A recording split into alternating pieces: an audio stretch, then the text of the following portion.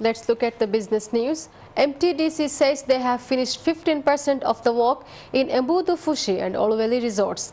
MTDC adds that they have finished 70% of the back-of-house work at the two islands which they are developing as resorts. A resort developed by MTDC under a sublease agreement with businessman Dr. Ibrahim Umar Manik, this resort is to be developed as a 5-star resort with 220 beds. MTDC and Dr. Ibrahim Manik signed the sublease agreement on the 17th of April 2008. MTDC says the resort will start functioning during the first quarter of 2011.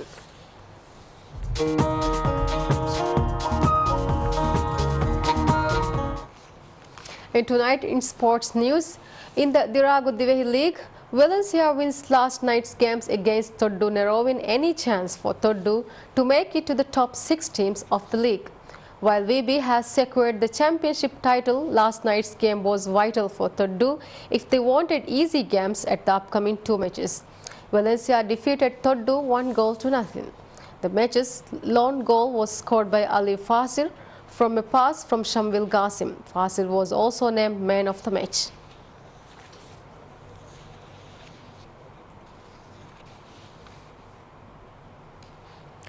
Volleyball Association of Maldives says they will announce a date to begin the women's division matches of the National Volleyball Tournament within the coming week.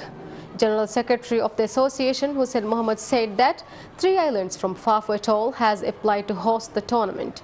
They are Nilandu, Magudu and Fiali.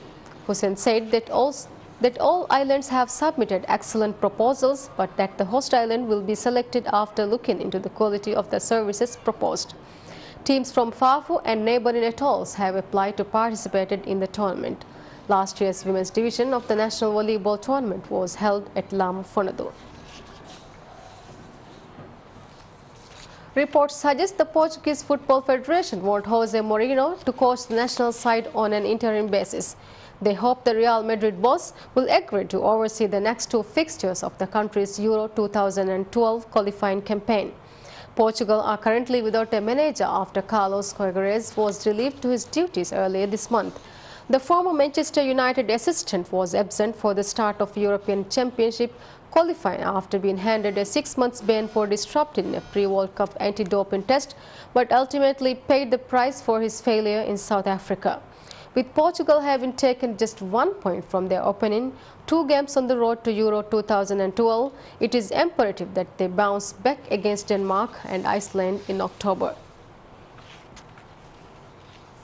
They started off as tournament underdogs, but after 3 successive wins in the Airtel Champions League, T20 South Australia now rank amongst the favourites. And Captain Michael Klinger attributes the Redbacks' unanticipated success to a sustained team efforts and commitment to doing the little things right. All 11 guys are on the path of playing really well together as a team. There haven't been 1 or 2 players who are standing out for us. We are all working really hard together and it's been a superb team effort, he told journalists at a press conference on Friday night after leading his team to a resounding 8-wicket victory over Royal Challengers Bangalore in Durban. Klinger, the tournament's top scorer thus far, attributed the Redbacks' impressive fielding to an intensive training regime which started months before the tournament.